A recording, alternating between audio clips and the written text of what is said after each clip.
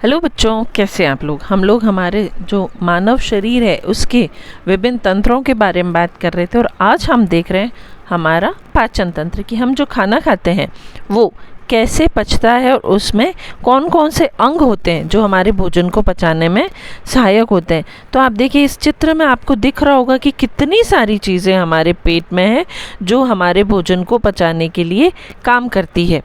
अब इसमें मुंह से लेके हमारी गुहा यानी कि एनस तक बीच में जैसे छोटी आंत, बड़ी आंत, लिवर और यकृत, बहुत सारी चीज़ें हैं जो हमारे भोजन को पचाती है। और हम लोग कुछ इम्पोर्टेंट फैक्ट्स देख लेते हैं कि हमारे पाचन तंत्र से संबंधित क्या क्या इम्पोर्टेंट फैक्ट हैं जो हमारे एग्ज़ाम में आने वाले हैं।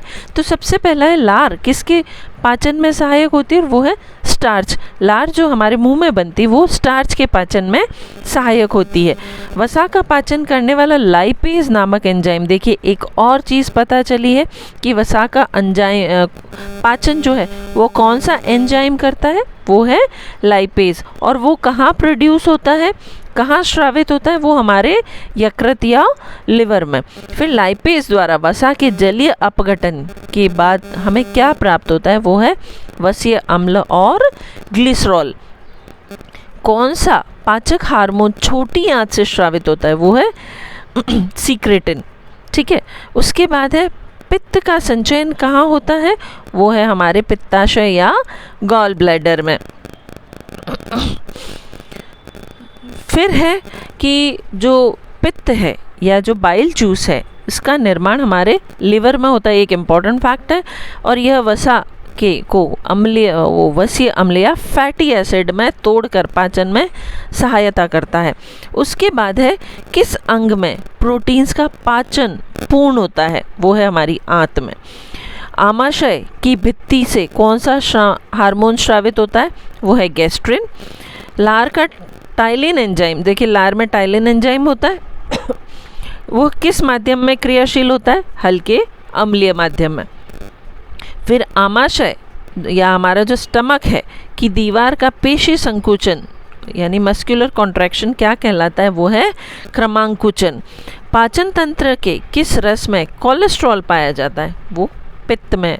तो देखिए फिर एक नई चीज़ पता चली कि पित्त में कोलेस्ट्रॉल होता है। कार्बोहाइड्रेट किस रूप में शरीर में संग्रहित होता है, वो है ग्लाइकोजन के रूप में। तो ये कुछ और फैक्ट देखे हमने।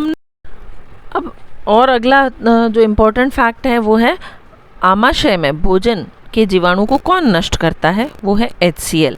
मानव शरीर की किस संरचना में कृमि रूप परिशेषिका जो है वो पाई जाती, वो है बड़ी आंत में।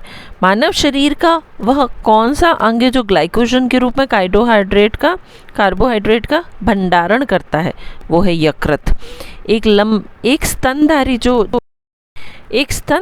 जो जीव होता है उसमें सबसे बड़ी ग्रंथि कौन सी है, वो है यकृत। अब एक और इम्पॉर्टेंट फैक्ट, अग्न्याशय मानव शरीर की सबसे बड़ी दूसरी ग्रंथि होती है, दूसरी सबसे बड़ी ग्रंथि। अच्छा, पीलिया में कौन सा अंग है, जब हमें पीलिया होता है तो कौन सा अंग प्रभावित होता है, वो है हमारा यकृत। पाचन क्रिया के समय आहार नाल में स्टार्च का अंतिम उत्पाद जो बनता है वो क्या होता है, वो है ग्लूकोज। कॉड मछली के यकृत के तेल में कॉड लिवर का जो कॉड मछली होती है ना, कॉड एक मछली का प्रकार है और उसका जो लिवर होता है, कॉड लिवर ऑयल हम लोग दवाओं वगैरह में यूज़ करते हैं। उसके यकृत में जो विटामिन है, वो कौन सा विटामिन प्रचुर मात्रा में पाया जाता है उस लिवर के तेल कॉड लिवर के ऑयल में, वो है विटामिन A। अब देखिए एक और इम्पॉर्टेंट फैक्ट, मम्स या गलसुआ पैरामिक्सो वायरस द्वारा फैलाई जाने वाली बीमारी है जिसमें पैरोटिड ग्रंथि में सूजन, जलन और दर्द होने लगता है। फिर अगला क्वेश्चन है, लैंगरहैंस की द्वीपिकाएं किस अंग में स्थित होती हैं, वो है अग्न्याशय या हमारी पेनक्रियाज में। मानव शरीर में किस अंग से हार्मोनों के साथ साथ एक पाचक एंजाइमों का भी श्रावण होता है, वो है अग्न्याशय, वो हमारे खाने को पचाना काम करता है। जठर ग्रंथि यानी गैस्ट्रिक ग्लैंड्स जो हैं वो किस अंग में पाई जाती है, वो हमारे आमाशय। यकृत द्वारा किस प्रोटीन का संश्लेषण व संग्रह किया जाता है, फाइब्रोनोजेन और प्रोथ्राम्बिन। इन जो प्रोटीन है इनका संग्रहण और संश्लेषण किया जाता है। फिर यकृत में उपस्थित कौन सा पदार्थ मानव शरीर में रक्त को जमने से रोकता है? वो है हैपरिन। हैपरिन जो है वो हमारे शरीर में यकृत में ये पदार्थ है जो हमारे शरीर में रक्त को जमने से रोकता है।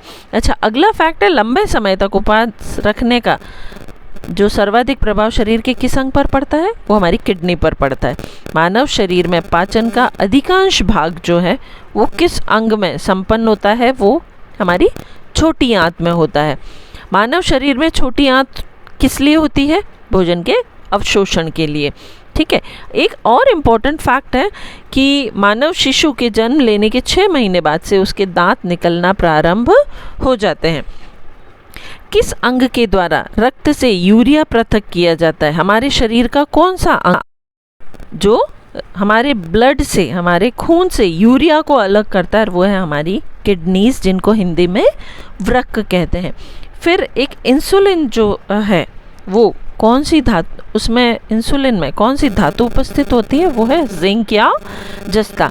ओके बच्चों, ये कुछ इंपॉर्टेंट फैक्ट्स थे जो कक्षा 6 से 12वीं तक की एनसीईआरटी बुक्स में उपलब्ध है और आपके लिए मैं लेके आई हूँ। अगले वीडियो में अगली जानकारी के साथ हम फिर मिलेंगे। Till then stay tuned with me. Thank you.